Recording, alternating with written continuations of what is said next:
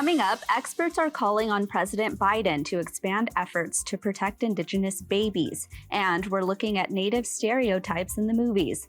Plus, why is our news organization changing its name? We find out. I am Aaliyah Chavez. Join us for those interviews, plus headlines from the ICT Newscast.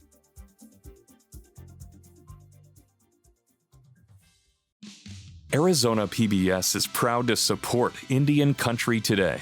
For 6 decades, we've provided television programs and now digital content.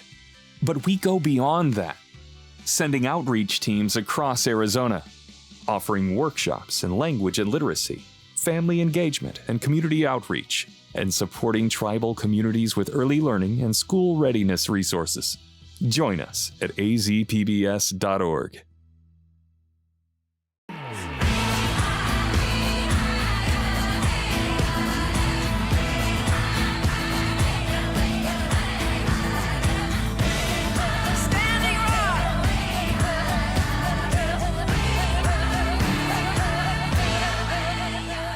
This is the ICT Newscast with Aaliyah Chavez. Amarawa Hopa, thank you for joining us. We start in Washington, D.C., where federal officials heard from Native leaders about the impacts of federal Indian boarding schools. On Wednesday, Interior Secretary Deb Haaland was among those who testified before the Senate Committee on Indian Affairs. She spoke through heavy emotion to share her story. I am a product of these horrific assimilation-era policies. My grandparents were removed from their families to federal Indian boarding schools when they were only 8 years old and forced to live away from their parents, culture, and Pueblos until the age 13. Haaland's testimony comes a month after the Interior Department released the first volume of its investigative report.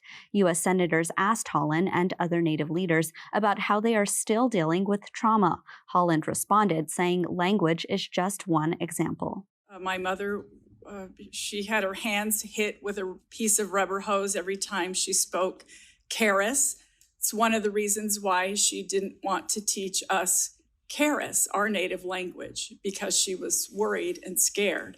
And so you can see how easily it would be to have generations of non-native speakers because their parents are worried about the future of their children. Senate Indian Affairs Chairman Brian Schatz expressed confidence in passing legislation to address the issue. Moving forward, Haaland said she will continue her Road to Healing tour, starting with a stop in Oklahoma to hear from boarding school survivors. Staying in Washington, D.C., President Biden has rolled out another important appointment for Indian country. Patrice Kunesh is Biden's nominee for Commissioner of the Administration for Native Americans.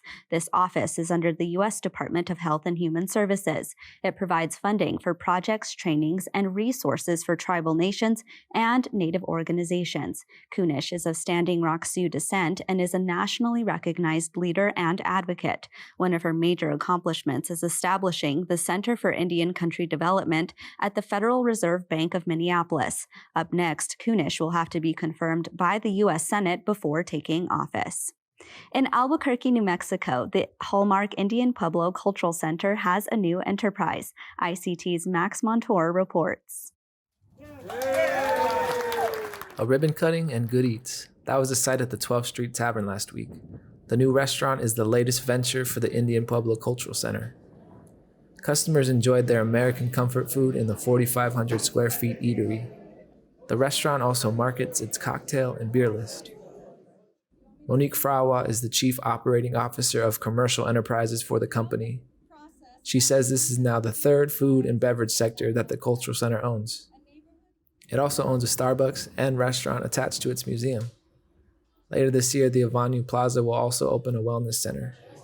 In Phoenix, Arizona, Max Montour, ICT News. Well, a former ICT editor is being elevated at one of the world's top news organizations. Last week, Oglala citizen Katie Oyen was promoted to Deputy News Director for Local Success at the Associated Press. In 2020, Oyen spent 10 months launching a partnership between ICT and the AP. I just learned so much during my time at ICT about so many topic areas regarding Indigenous affairs that I have brought back to me with the Associated Press and will continue to carry with me in this new role as we're coming up with more ideas on how to help shape US news. Oyen's new job includes building a team focused on empowering local newsrooms across the country. Now to Winnipeg, where hundreds gathered in honor of an unofficial but popular holiday. Over the weekend, APTN hosted its annual celebration called Indigenous Day Live. 40 years ago, the Assembly of First Nations declared June 21st of every year as National Indigenous Peoples Day in Canada. Many First Nations, Inuit, and Métis governments closed their doors for the day to celebrate. And one of those events included this cultural and artistic showcase. DJ Kukum was one of many who took to the stage with a colorful backdrop and talented dancers. This year was the first time this celebration took place in person since the coronavirus pandemic started. And those are the headlines for the ICT Newscast. Coming up, stereotypes in movies, efforts to protect infants, and we're hearing from ICT leadership about our new name. We'll be right back. Indian country today is now ICT.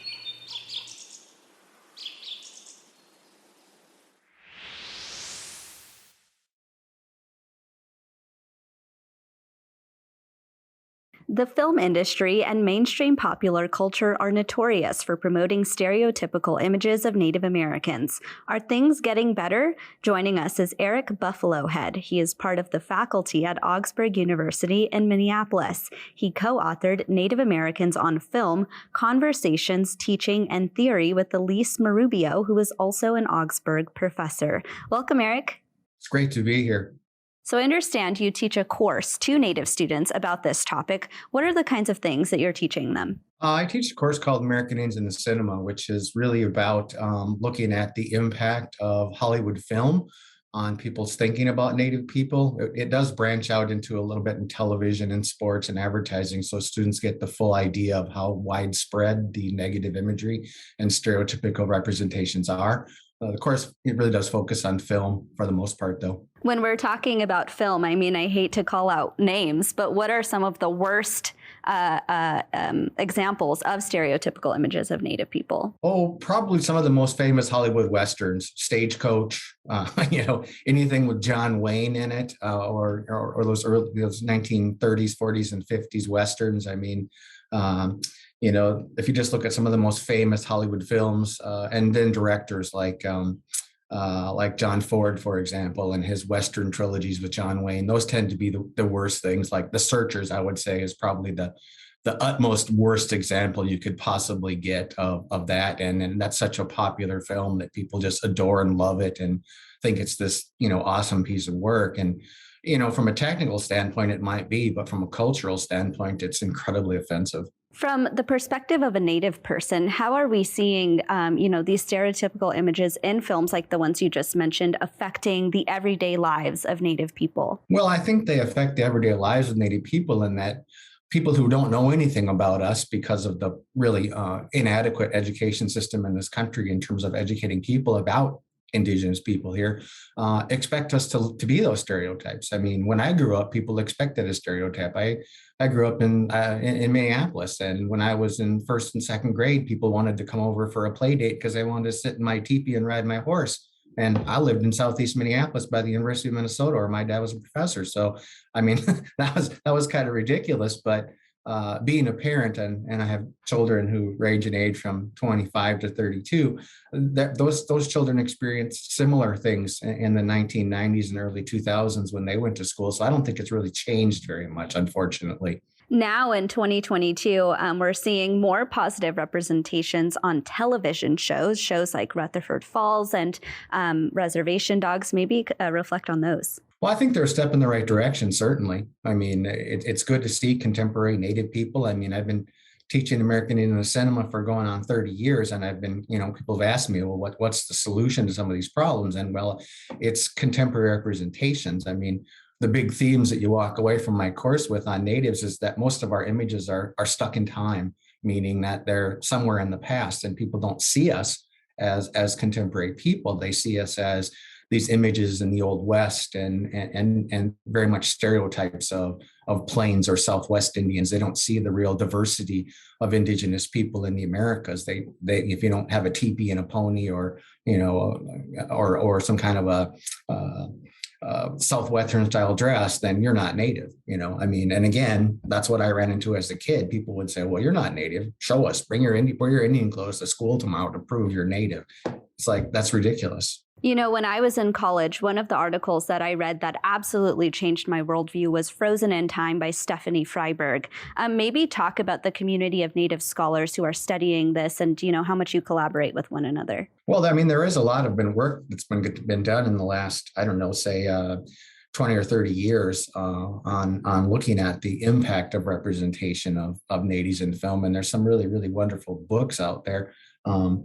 For me, most of my work has been with my colleague at Augsburg, Dr. Marubio, and a lot of her focus is on Native women in film, which I think is really important, especially with all of the stuff that's gone on around missing and murdered Indigenous women. I think you can draw a line from the way that Native women are portrayed as sexualized maidens to that kind of abuse and problems that go on in the communities. On the ICT Newscast, we've covered a few examples of some major motion pictures that are being translated into Native languages.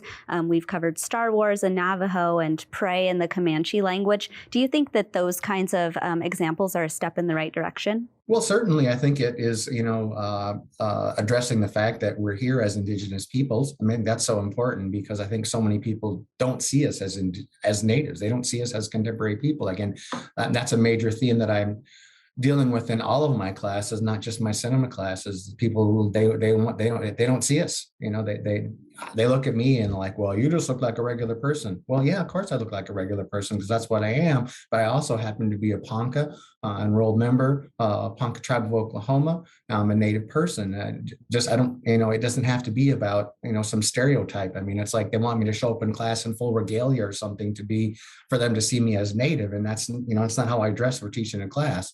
Absolutely. Well, I mean, we could talk about this for hours, but thank you so much for being here. Thank you for having me.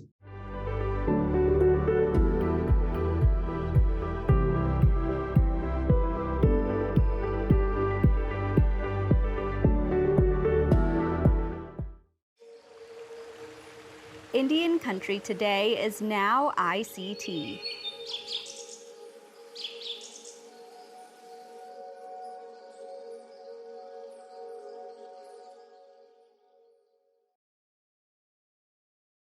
Our next interview discusses infant mortality and sudden infant death syndrome. If this is a trigger for you, please take care of yourself however you see fit. Earlier this year, a public health campaign called the Healthy Native Babies Project was not renewed by federal agencies. Its goal is to reduce rates of infant mortality among American Indians and Alaska Natives. Now, experts are calling on President Biden to take action. Joining us is Abigail Echohawk, who is the Executive Vice President of the Seattle Indian Health Board, to talk about this further. Hi, Abigail. It's wonderful to see you again. Hi, it's always lovely to be here. So you wrote a letter to President Biden in June. Outline that letter for us and tell us exactly what you're asking him to do. Yeah, I was really devastated to see that Healthy Native Babies, the one and only of its kind federal program that goes to tribal nations and to urban Indian communities, training Native people on how to keep their babies healthy and safe to prevent sudden infant death syndrome. I was devastated to see that they cut this absolutely essential program. In our communities, we find that our babies are more at risk for sudden infant death syndrome. And in fact, out of every 100,000 live births, 212 Native babies die. That is 2 times the rate of non-Hispanic white babies. Our babies deserve the healthiest start, and Healthy Native Babies was a program that helped our families and our communities do that. And the administration, out of the blue, just cut it. Absolutely devastating for our community. And in this letter, I understand that you're now asking the Biden administration to not only renew this program, but actually you're asking for it to be overseen under a specific federal agency. Yeah, the Biden administration has had a real focus on ending maternal death. We have a lot of maternal deaths. So this is when folks die as a result of their pregnancies. And we also know that maternal death is tied to infant death. When our people who birth experience these deaths, it often impacts our babies also. And so when we saw that this program was going to be ending, we knew exactly where a program like this should sit. It is a public health program, provides education, it goes into our communities. It was created for Native people, by Native people, and administered by the federal government. A program like this should sit within the Centers for Disease Control, the CDC, or the Administration for Families and Children. Our babies need this. And in fact, it's a really inexpensive program. The president put forward a budget for 2023 that was focused on maternal mortality, and he put forward almost 500 million. It was 470 to be exact, directed towards maternal mortality. And this program, all it costs to run is $217,000 a year. That is budget dust. That is crumbs. Our babies are worth more than crumbs. We deserve even more than that. But at the very minimum, we should be getting that funding to ensure the lives of our babies. And have you heard a response from the Biden administration? We have not received a response from the Biden administration, which is very disappointing. This is a program that is essential. They say it's a focus. They say that they are focused on Indigenous communities along with the Black community and ending maternal mortality and infant mortality, but we haven't heard a word back from them. We've had a good response from members of Congress, and we're going to go ahead and continue to push using our members of Congress, our tribal leaders, and we need our community members to stand up and say, our babies matter. We need to have these culturally specific programs that teach us the traditional ways that we had focused on ensuring our babies were safe and healthy and preventing sudden infant death syndrome. We have those traditional ways, and they are part of these trainings that happen as part of the Healthy Native Babies Project. We need to be pushing as a community to say, we will not let our babies die in silence. We will fight for them. Let's actually talk more about that, because the Healthy Native Babies Project has been around for some time. So one, tell our viewers about how long it's been around. But two, you talked about culturally responsive knowledge about SIDS. Talk about how this project aims to do that. Healthy Native Babies has been around for approximately 10 years. It's predominantly administered by incredible Native women who are mothers themselves, parents themselves. And they went out as part of creating this program and talked to tribal leaders. They talked to people who had parented. They talked to our traditional folks, and they created a program that uses our cultural knowledge. So for example, sudden infant death syndrome, one of the best ways to prevent SIDS is to keep your baby snug and secure and sleeping on its back. That is a cradle board. So they talk about cradle boards. And in fact, in some of these trainings, depending on where it's done, they even maybe will hold a cradle board class as part of that. And that traditional knowledge of a baby safe and secure on its back, snug and secure, we've been doing that for thousands of years. And the Academy of Pediatrics only caught up with us about 20 years ago. We knew how to help prevent these deaths within our communities. Another thing they talk about is making sure a baby isn't sleeping on anything that's too fluffy. Like you shouldn't have a baby sleeping on a pillow top mattress, for example. Well, if we look traditionally, we didn't have pillow top mattresses. We, kept our babies and they were sleeping on, more firm surfaces. Those are traditional teachings that are tied into this Healthy Native Babies Project. And it also, the Healthy Native Babies Projects knows what access our communities have right now. We know our communities don't have all the access that we need to all the medical care, things like that, as a result of the chronic underfunding of the Indian Health Service. So they also help the communities work with the resources that they have. This was a program for us, by us, and it is not going to be ended without us saying something about it. Well, Abigail Echohawk, thank you so much for being here, and we'll definitely touch base with you again. Thanks for having me.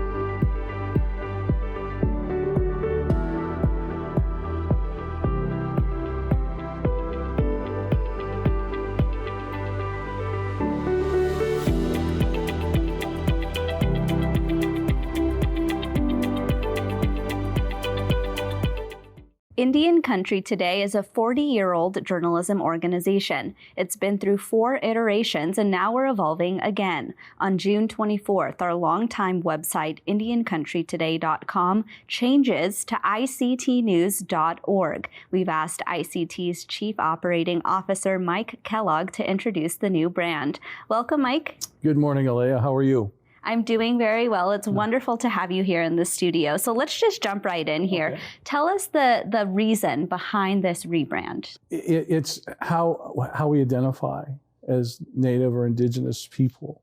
No one uses that term anymore because it's dated. And as we evolve as an organization, we don't want to get pigeonholed that way. Because let's get the cliche and the story about this. It was. The name was given to the people that Columbus saw. Indios was, I believe, the correct name. But it came from a guy who should have turned left and not right. So it's dated. It doesn't really identify us of who we are. You are Santo Domingo, so you identify as Santo Domingo, not Indian. So I am Dene. And not only do we identify that way, we identify by clan. So I am born to Sinjikine, which is cliff dwellers or honeycomb. And I am born for Bilagana because my father was white. My kids identify as Dene, but born to Nakai Dene and born for Sinjikine. So that's how we identify. So as an organization, we need to reflect that. We have to reflect our audience. We have to reflect the people who we represent. And so we make sure that we move with times. It's not cancel culture, but it's more of respect. It's more a sign of respect to those nations. Those over 500 nations need to be identified for who they are. They are not Indian, they are Sac and Fox. They are Apache, Comanche. There's different bands of Sioux, but like you, there's 19 Pueblos. Okay, but you identify with yours. And so that's what makes it unique. We recognize and pay respect to Mr. Gallego's original newspaper. That does not go away. Our respect for him, our confidence in what he did and what he has led to, helps us identify and move along with society. Native or Indigenous society, because it's just tired, okay? And and it's like I was mentioning earlier, it's not cancel culture. It's more one of respect and moving with our audience. So just so I'm understanding correctly, the reason for this rebrand is to better reflect the audiences and the communities that we serve and how they identify themselves. Yeah, I think through the country, going from Maine to the West Coast, it's you have Senecas. They don't identify as Indian or Native; they identify as Senecas, and so it's just like I was mentioning, respect. But also, it helps us move as an organization to want to reflect, we encompass more, because we do have an audience, and it also includes Native Hawaiian, okay, which is a very, sometimes it's forgotten or it's on the side, but they mean a lot. They were there. We have audience in Australia, who the Aboriginals are a very important part of their history. They're a very important part of Australia's culture. And they lend themselves to be very attached to nature. So I think the change to ICT is a reflection of all those entities, all that thinking, all the teaching that our grandparents gave, where you stand for yourself, you stand and do what's right. And I think what we're doing is following the right path. What I think is really neat about this rebrand is it gives us the chance as a news organization to talk about our story. I mentioned in my opening that this is the 4th iteration of ICT. And we really started as a community-based newspaper, the Lakota Times, founded by Tim Gallego. Yeah, up in South Dakota. And, South Dakota has its history. The Sioux Nation and the nations have their unique history that's theirs. Dene has its own history. The Cherokees have their own history. So that's where you get the combination of all the nations coming together, and it's indigenous. Okay. And where we go from here, we'll see. But I think we needed to have that movement, that migration to reflect, what's happening today with more and more cities and states honoring Indigenous Day over Columbus Day. And I think that's a step in the right direction. It's like I mentioned earlier, it's not cancel culture. Okay, it's not being woke. It's being respectful. Okay, it's inclusion. It's in bringing everybody else together that people are here. We're here. And, we're not this romantic notion of Hollywood. We're not the end of the trail stats. We're vibrant. We have a lot, like Aaron Yazzie. It was with the Jet Propulsion Lab in Pasadena that sent the rover to Mars. He identified as Navajo. Okay, you have all these other athletes that are making way. You have the young lady, the golfer, Gabby Lemieux. That's just wonderful that we have that representation now. And it's generational. You could see it transfer from grandparents. You could see it transfer to our parents, to us, to our kids. And like my oldest daughter is an attorney. And, there's not an attorney for Native students. There's just law school. Right. Okay. Right. So they're becoming part of society, which we already were. And I think a lot of our teachings are now being reflected in a majority society in America as a whole.